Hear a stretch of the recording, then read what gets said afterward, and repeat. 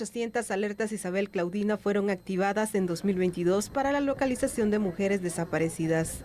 De esta cifra, 1.747 mujeres fueron localizadas.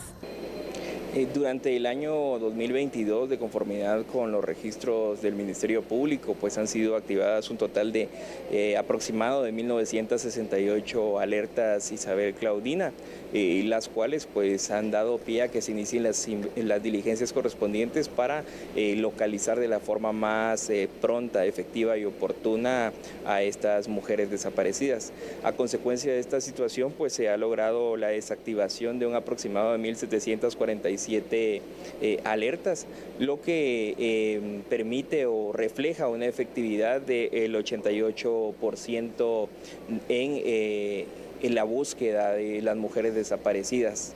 Esto es sumamente importante, puesto que uno de los principales temas por los que vela la alerta de Isabel Claudina es procurar mantener esa integridad física y sexual de las mujeres que son reportadas como desaparecidas. Muchísimas gracias, Moisés. Ahora bien, ¿cuáles son los departamentos con más incidencia que reportan el caso de mujeres desaparecidas?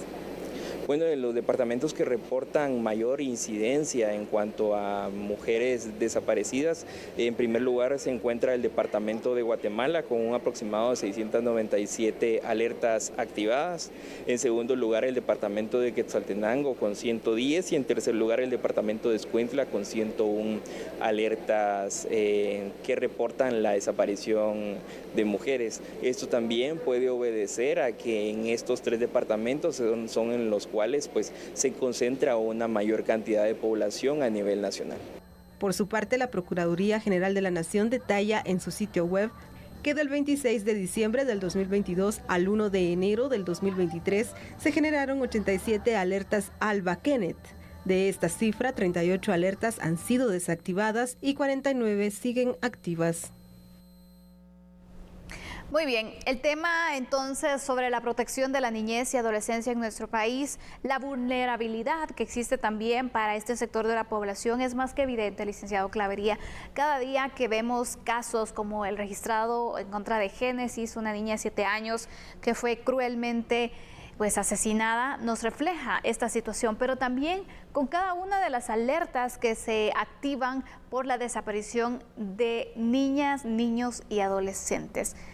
¿Cómo está el presente de esta población, licenciado Clavería, si lo pudiéramos evaluar?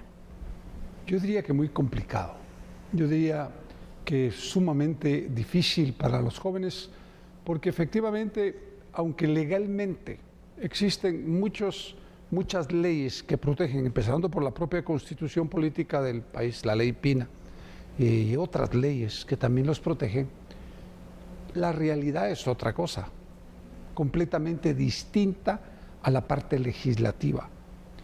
Le pongo el ejemplo, muchos embarazos son no deseados y por lo tanto son niños que van a nacer y no van a tener ni el calor de hogar, ni la oportunidad de educarse, ni la oportunidad de convivir en un hogar integrado, sino fueron no deseados. Y esto es una realidad y eso está directamente relacionado con un tema de educación sexual.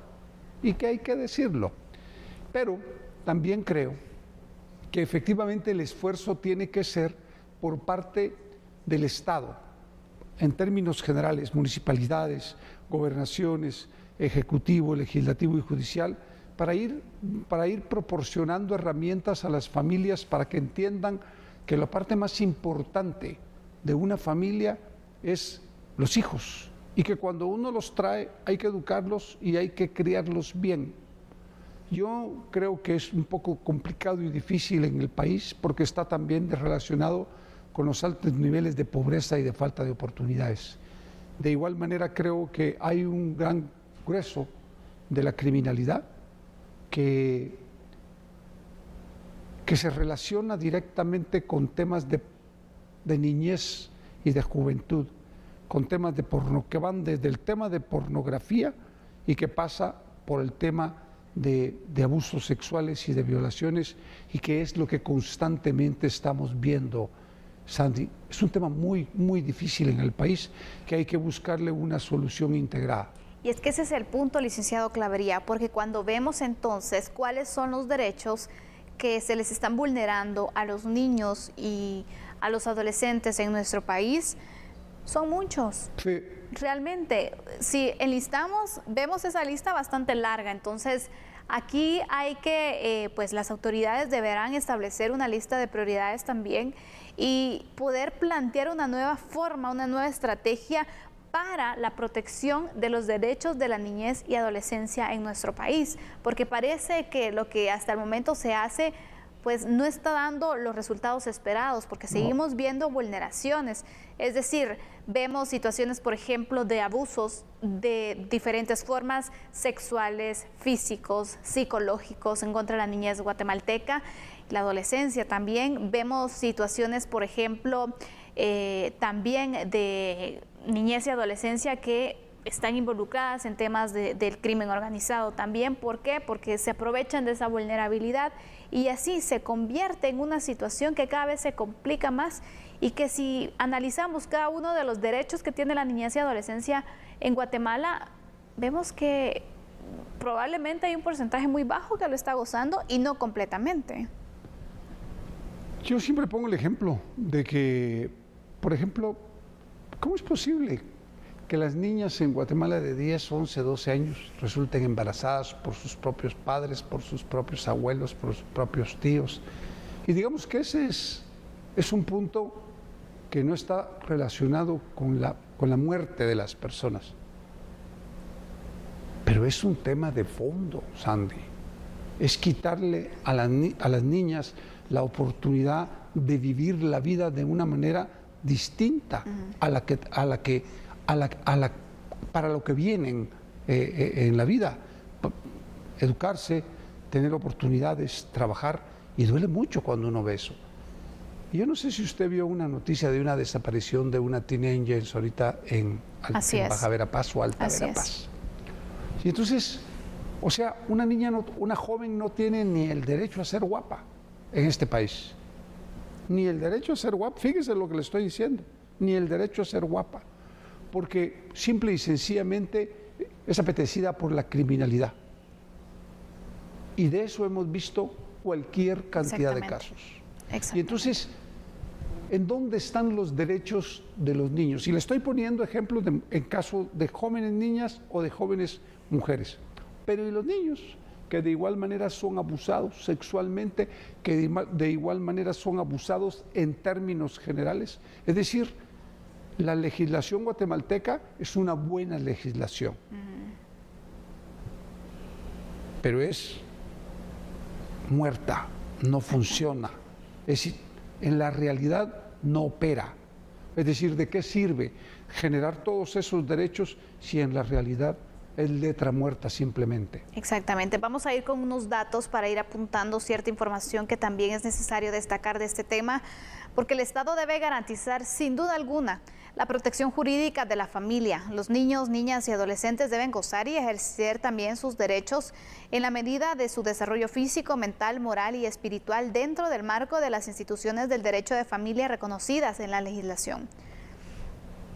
Todos los niños, niñas y adolescentes tienen el derecho a vivir en una vida digna y sin violencia, con acceso a la salud, nutrición y educación para desarrollar todo su potencial. Pero ¿qué tanto se le garantizan estos derechos?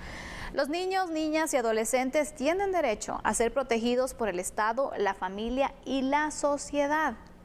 Sin embargo, con demasiada frecuencia, la niñez y adolescencia está expuesta a sufrir las consecuencias de la violencia, abusos, maltratos y la explotación.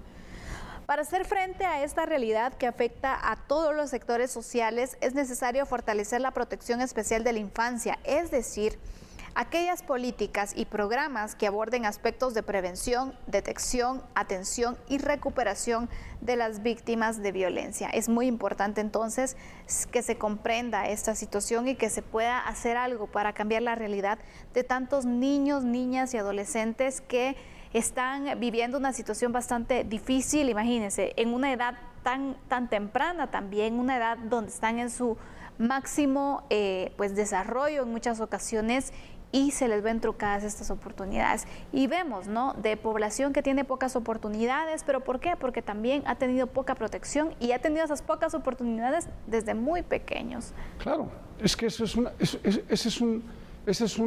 ciclo, es un ciclo de vida negativo, pero es una realidad.